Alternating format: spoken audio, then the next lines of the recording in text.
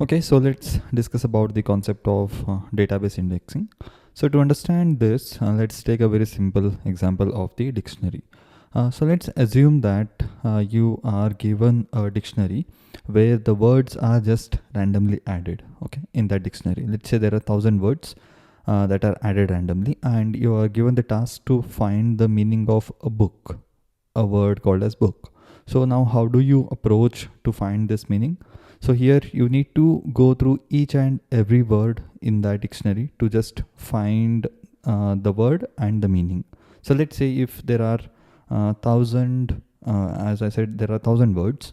So in this case, let's assume that the time taken to read each word, let's say 1 second, then you can say the worst case scenario here will be 1,000 seconds, right? So it will take 1,000 seconds to search for every word in that dictionary, right? So now let's assume, let's consider the another scenario where now the dictionary has the words that are sorted, or they are written in the lexicographical order.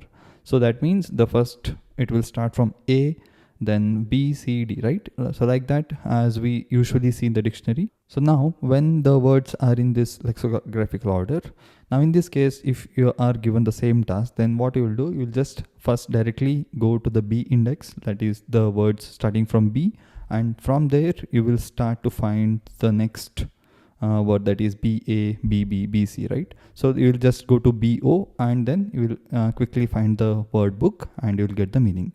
So here the time taken will be significantly reduced, right? So earlier you needed 1,000 seconds because you needed to see every word. So in some case you may have found it earlier, but in some case you may needed to go till the last word. But now when the words are in the sorted order, as you know, we'll definitely get it in a more quicker manner than in the unsorted order, right? So this is what exactly the concept of database indexing is. Let's take a real example to understand that. So here, let's say I have a table in the SQL database with 3 columns, that is ID, city, and grade. So in the ID, I have the student ID. In the city, I have the different cities and the grade of that student. Okay, so now here, let's say the first task that is given to us is to get all the students whose ID is greater than 5. So now in this case, when we execute a query to select all the students whose ID is greater than 5, in that case, the operation that the database needs to do is very simple, right? Because here the ID column is already indexed, or it is already sorted.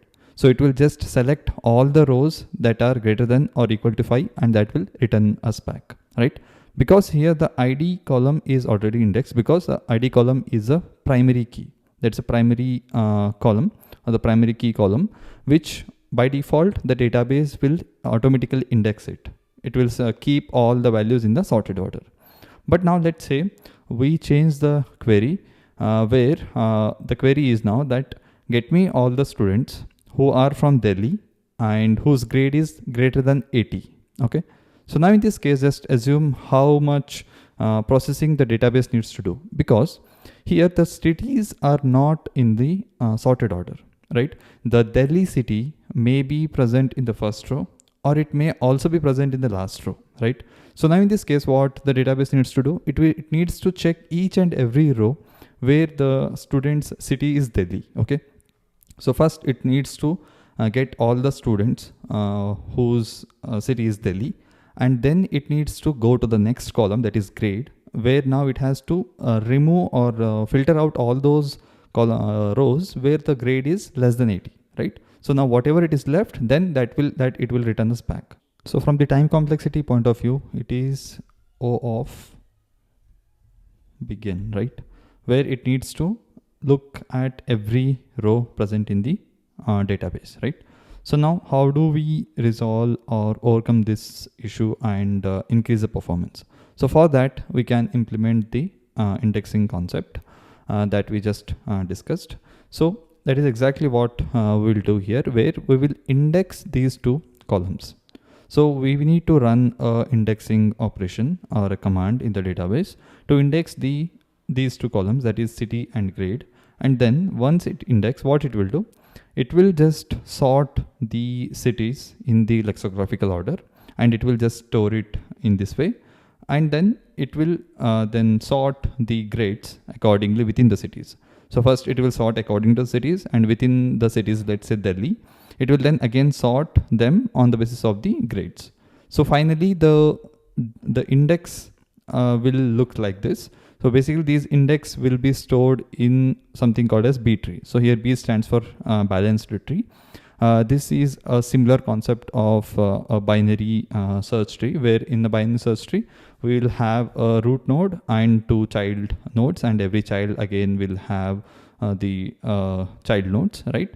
So where we only have 2 child nodes, but here in the balanced tree we can have multiple child nodes, but at the end it will look a balanced tree, where finally the data will look something like this once the indexing is applied on these 2 columns, right? So I hope you are able to understand how the data will look like in the B tree once it is indexed.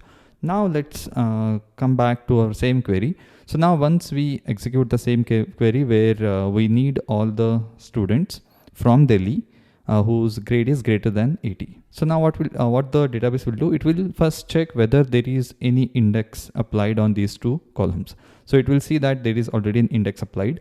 So instead of directly checking this table, first it will go to the index B tree, and then it will first directly go to Delhi. Like it's the same way, the way we search for a word in the dictionary. In the same way, the database will search for Delhi. Okay, first it will search for Delhi in this sorted order. So it will first go to Delhi, and it will just get all the rows of Delhi, and then from there it will just sort out all the rows that are less than 80. So it will just get all the rows which are greater than 80, and then for those rows it will get the index, that is the ID.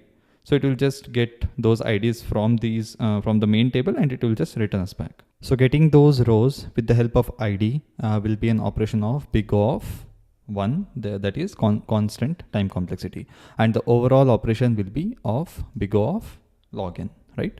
Because now here the database do not need to scan all the rows in the table, but it just need to get the rows from the index, and then with the help of 1 it will just get directly those rows, and it will return us back, right? Okay, so I hope you were able to understand the difference here when we applied the indexing and when there is no indexing on particular columns. Okay, so now we have just discussed this theoretically. Now let's look at this practically, how it will make the difference. Okay, so here let me first create the table. So I have created a student table with the ID, name, age, city, grade, and enrollment date. Okay, so here I have created a stored procedure that will just randomly add around 1000 rows with these data. Okay, so let me just create this procedure and run it. I'll share you all this database command in a GitHub repo, and I'll share that link in the description. Okay, so we have the student table and data in that. Let me check. Okay, so we have the data where we have around 1000 rows. Fine. Now let's see how the difference it will make before the indexing and after the indexing. So right now we have not created an index on the city or the grade column. So when we do not have it, if I run this query now, that is a select query where I want the students from city Delhi whose grade is greater than 80. Okay, so if I execute this, so right now it is giving me some data related to this query. So let me just copy it and let me just paste it over here for further reference. Before that, if we run this, so we got this data. Okay, and now what we'll do, we'll apply the index. Okay, so we'll apply the index on these 2 columns. Okay, so once we add this index, internally the database will create the B tree and store the data in this format. Okay, and post that we will again run the query and we'll see the difference. Okay, so let me just run this. Okay, so the index has been created. And now if I run the same query, we will get the query explanation. And then now if I paste it here and analyze this, you will see that. Okay, so here if we analyze the first query or the first output, here what does it says? It has applied these two filter, that is the city should be Delhi and the grade should be greater than 80. Okay, so when this filter was applied, it received total 868 rows. Okay, and to get to this output, what does it did? The database scanned total 1000 rows. That means it has scanned the whole table, because the table has total 1000 rows. So it scanned the whole table, and it took around 8 milliseconds. Okay, so for this is the result when indexing was not applied. Now post when the index has applied, here you can see the index range scan on students using these two index. So it has used city and the grade. So the other two index it has used. Okay, and here the total rows it scanned was only 68, and it took around 0.4, like that is 4 milliseconds. So that's around 50% reduction in the total time.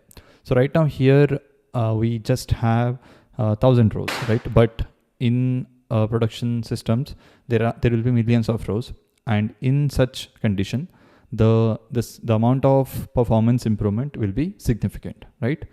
Because this will reduce a huge amount of time when we index certain columns. Okay, and here which columns to be indexed, that again will be depend on the requirement. Okay, so I hope you were able to understand the essence of indexing and how to implement the indexing, and how does it make the difference.